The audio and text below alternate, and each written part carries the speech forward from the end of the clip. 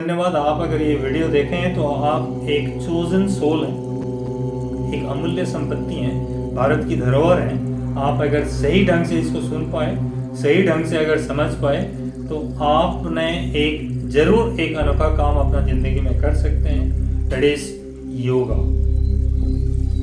Aerobic तो कर रहे हैं आप लोग, थोड़ा सा आप ध्यान पूर्वक बैठिएगा, शांत स्वरूप होके बैठिएगा, ध्यानी होके बैठिएगा।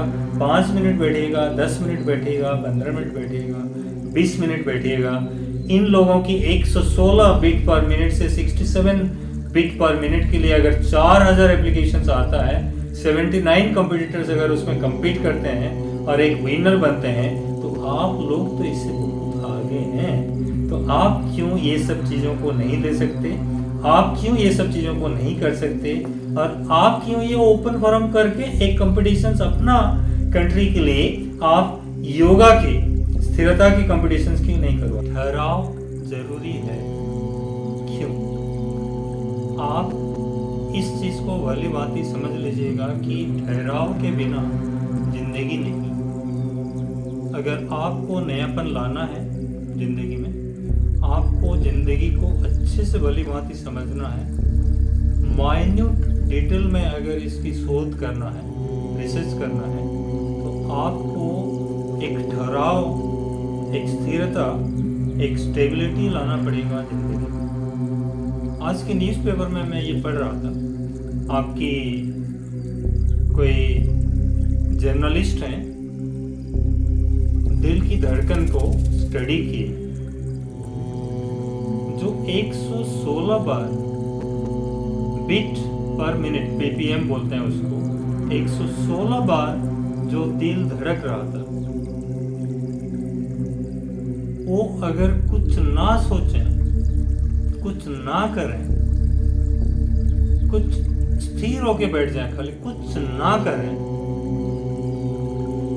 तो 15 मिनट के बाद, करीब 20 मिनट के बाद ये दिखाई दिया कि बीट पर मिनट, जो दिल की धड़कन है, वो 67 बीट पर मिनट हो चुका था। ये रिसर्च है, ये आज के दिन एक रिसर्च है। शोधकर्ता पत्रकार यान जुआंग ने एक स्पेस आउट करके जो आर्टिकल लिखे हैं न्यूज़पेपर में, जो रिसर्च चल रहा है दक्षिण कोरिया में, साउथ कोरिया में, जिसमें चाइना, जापान, ऑस्ट्रेलिया, नीदरलैंड जैसे कंट्रीज इतना उतावला होके उस कंपटीशंस के लिए अप्लाई कर रहे हैं।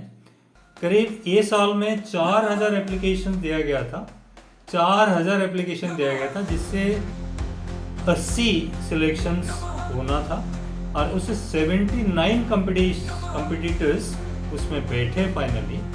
और जब सियोल में ये कार्यक्रम में जो 79 कंपटीटर्स कुछ न करने की, स्पेस आउट की, उसमें बैठे, तो क्या देखे जनाब कि आप 116 बीट पर मिनट की हार्ट रेट आपकी 67 बीट पर मिनट हो चुका आफ्टर 20 मिनट्स।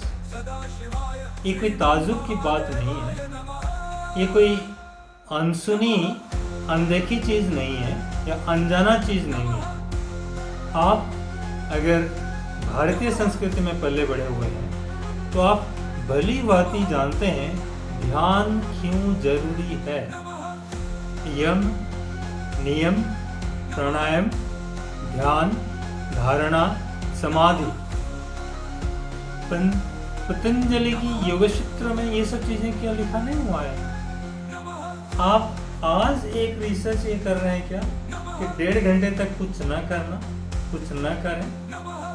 अगर 1.5 घंटे तक आप कुछ न करें तो उसको सीधे सीधे आप नहीं लिख सकते कि ध्यान में बैठे, मन को शांत करें, आप एक सीधे पोस्चर लें, आप बाह्य जगत से थोड़ा सा कट ऑफ होके अपने आप अपना अंदरूनी दुनिया में घुसें।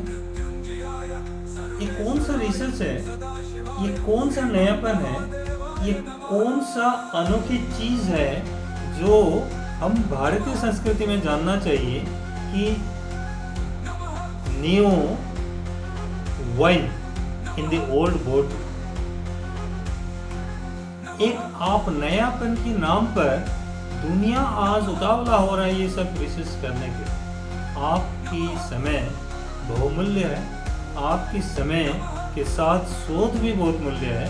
थैंक यू टू द शोधकर्ता जो रिसर्चर्स हैं, thank you to them. But हम कहाँ बिछोड़ रहे हैं, हम सनातनी कहाँ बिछोड़ रहे हैं? क्यों हमारे सोच को ग्लोबल नहीं करवा पा रहे हैं? क्यों हमारे सोच में ये नहीं है? क्या आप इसके आंसर नहीं जानते थे क्या आपने अगर सही ढंग से स्थिर मन से बैठते हैं तो क्या आपको ये 116 बिट पर मिनट को 67 बिट पर मिनट लाने की चैलेंज क्या बहुत बड़ी होगा? मैं तो बोलता हूँ 67 क्या 37 भी ले आइए, 27 भी ले आइए। हमारे तो ऐसे ऐसे योगी ऋषि मुनियों की देश है जहाँ 0 बिट्स पर मिनट तक लेके हजारों सालों तक ऋषि मुनियों ने अपना योग करके जिंदा रहे। ओ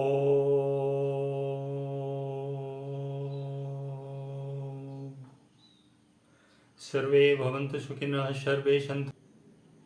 तो दोस्तों, मेरा बोलने की मकसद ये नहीं है कि मैं किसी को क्रिटिसाइज करने के लिए ये वीडियो बना रहा हूँ। मैं आपको ये बोल रहा हूँ कि आज जो स्पेस आउट के नाम पर एक ठहराव जरूरी है करके जो रिसर्च न्यूज़पेपर में, नेशनल न्यूज़पेपर में फ्रंट पेज में छाप के हम अपना जो यंग पीढ़ी है, अपना जो न्यू जनरेशन्स हैं, उनको ये चीज़ जो देने के लिए कोशिश कर रहे हैं, जो भी हम लोग एक न्यूज़ को इसकी पेश करवा रहे हैं, क्या हम इसके नीचे एक शब्द नहीं लिख सकते कि ध्यान, जो कि यम, नियम, प्राणायाम, ध्यान, धारणा और समाधि से आने वाला है? इस चीज को हम क्या नहीं बता सकते? ये एंशिएंट योगिक क्रिया को थोड़ा सा अगर ब्रैकेट में लिख के हम इसको एक कंक्लूजन रूप में लिखते ये आर्टिकल को, तो भारतीय संस्कृति में ये बहुत शोभा देता, बहुत सुंदर लगता। लेकिन आज की युवा पीढ़ियों को मेरा ये बोलने का एक जरूरी हो पड़ा कि भाई हम किस रिसर्च के पीछे आज भाग रहे हैं? कौन सा रिसर्च हमारे सनातनी बुक्स में, हमारे आर्टिकल्स में, सनातनी ग्रंथों में नहीं है? आप इस रिसर्च को करिए ना।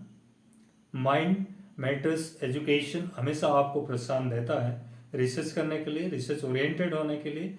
बट हमेशा ये चीज़ को भी आपको आँख खोल के दिखाता है कि देखिए दुनिया में क्या क्या चल रहा है और आप कहाँ बैठे हैं, क्या कर सकते हैं आपकी सनातनी ज्ञान लेके, आपकी सनातनी रिसर्च लेके।